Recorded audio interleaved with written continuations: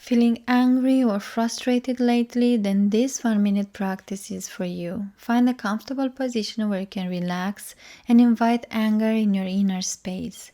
Where does it live in your body?